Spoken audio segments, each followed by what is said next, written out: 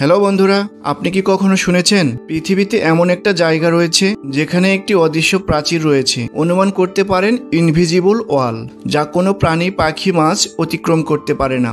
অবিশ্বাস্য মনে হচ্ছে, তাই না? কিন্তু বিশ্বাস করুন, এটাই বাস্তব। আজ আপনাদের নিয়ে যাব এমন এক রহস্যময় দ্বীপে যেখানে আছে এই অদৃশ্য সীমানা প্রাচীর, যাকে আমরা ইনভিজিবল লাইন বলছি। প্রকৃতি নিজেই এই সীমারেখা তৈরি করে দিয়েছে। এই সীমানা ইন্দোনেশিয়ার বালি এবং লম্বক দ্বীপগুলোর মাঝে অবস্থিত, পাশাপাশি দুইটি দ্বীপের মধ্য দিয়ে চলে গেছে। এই দুই অঞ্চলের প্রাণীদের জন্য এই সীমানা কখনোই পেরোনো সম্ভব না। মাত্র ৩৫ কিলোমিটারের দূরত্ব, তারপরেও এই দুই অঞ্চলের প্রাণী এক পাশ থেকে অন্য পাশে চলাচল করতে পারে না।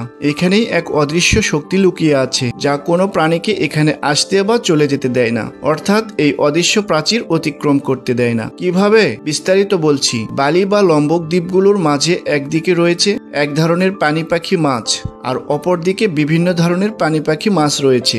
আপনি যখন বালি থেকে লম্বকে পৌঁছাবেন, তখন আপনি বুঝতে পারবেন যে যতটুকু ঘুরে দেখেছেন সবকিছু মুহূর্তের মধ্যে বদলে গেছে। হ্যাঁ, যদি বালি থেকে লম্বকে চলে যান, আপনি পুরো সিনারিটাকে বদলে যেতে দেখবেন। এবং এই রহস্যময় সিনারিটার সব থেকে অবিশ্বাস্য বিষয় হলো, এটা শুধু মানুষ ছাড়া অন্য কোনো প্রাণীর পার হওয়া সম্ভব না, এমনকি পাখিও উড়ে যেতে পারে না। এখন আপনি নিশ্চয়ই ভাবছেন, এই ৩৫ কিলোমিটার দূরে এমন কি আছে যে প্রাণীরা এদিক থেকে অন্যদিকে যেতে পারে না? সত্যি বলতে, এই সীমানার পিছনে রয়েছে এক অদৃশ্য শক্তি, যা সবার চোখের আড়ালে পুরো পরিবেশটাকে আলাদা করে রেখেছে। আর এই অদৃশ্য প্রাচীরের রহস্য জানতে হলে আমাদেরকে ১৫০ বছর পিছনে যেতে হবে। কিভাবে এবং কি করে এটা তৈরি হলো, আর কি করে এটা সম্ভব?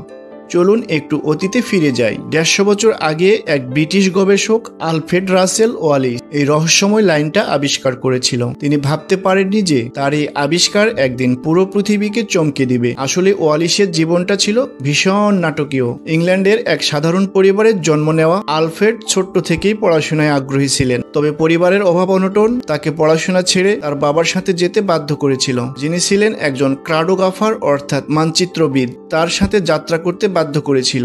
কিন্তু এই সিদ্ধান্তই ছিল তার জীবনের সবচেয়ে গুরুত্বপূর্ণ, এবং আমাদের পৃথিবীর জন্যও বটে।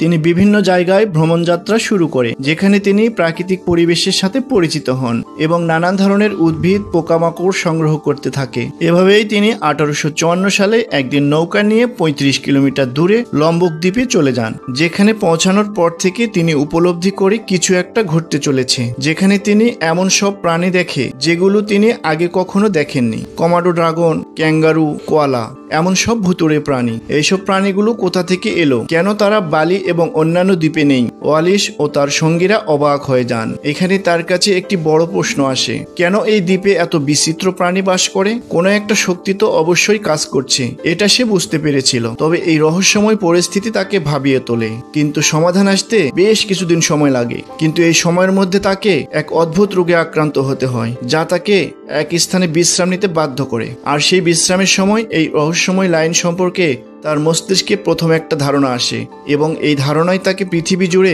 অবিস্মরণীয় করার প্রথম পদক্ষেপ। ওয়ালিস যখন তার বিশ্রামে ছিলেন, তখন তার মনে অদ্ভুত চিন্তা আসলো। তিনি বুঝতে পারলেন, এখানে যা ঘটেছে তা কোনো সাধারণ বিষয় না। বালি এবং লম্বক দ্বীপের প্রাণী, পাখি, মাছের মধ্যে যে বৈচিত্র্য আছে তা কোনো সাধারণ বিষয় না। কিছু তো একটা বড় অদৃশ্য শক্তি তাদেরকে পৃথক করে রেখেছে। তাহলে কি সেই শক্তি? ওয়ালিসের মনে তোলপাড় শুরু হলো। ৩টা প্রশ্ন তার মনে ঘুরপাক খাচ্ছিল।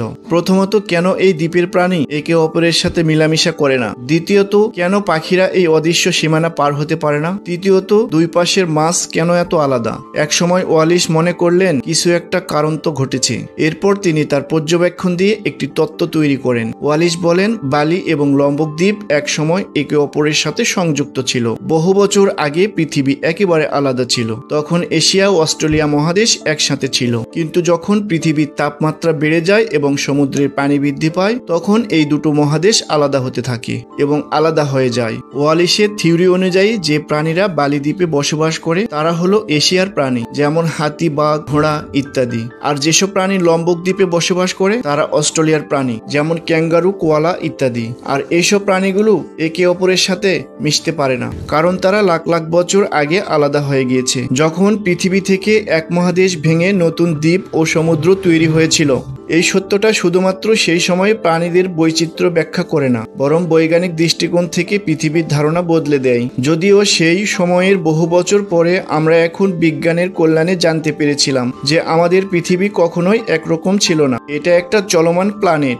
যেখানে মহাদেশগুলোর প্লেট টেকটনিক্সের মাধ্যমে ধীরে ধীরে একে অপর থেকে আলাদা হয়ে যাচ্ছে। এটা এখনো চলমান, তবে ওয়ালিসের কাজ ছিল এক ধাপ এগিয়ে। তিনি প্রমাণ করেন শুধু প্রাণীরা না, পুরো পরিবেশটাই আলাদা হয়ে গিয়েছে। সমুদ্রের পানি, বায়ু, মাটি সবই বদলে গেছে। আর এই পতনটা কোনো মানুষের চোখে ধরা পড়ে না, তবে প্রাকৃতিক পরিবেশ ও প্রাণী নিয়ে যারা গবেষণা করে তারা যেন এই অদৃশ্য প্রাচীরটা হাত দিয়ে স্পর্শ করতে পারে। আর ওয়ালিসের অনুধাবনটা এক যুগান্তরকারী আবিষ্কার। তার এই থিওরিটা এতটাই গভীর ছিল যে এই রহস্যময় পৃথিবীকে বুঝাতে আমাদেরকে নতুন করে বাধ্য করেছিল। আসলেই তো, ভেবে দেখুন, মাত্র 35 কিলোমিটারের ব্যবধানে কি এমন আছে যা দুই পাশের পশু পাখি, জীবজন্তু, মাছ এপার ওপার করতে পারে না? প্রকৃতি এখনো আমাদের সামনে অনেক অজানা রহস্য লুকিয়ে রেখেছে, আর ওয়ালেস লাইন হলো তার এক নিদর্শন।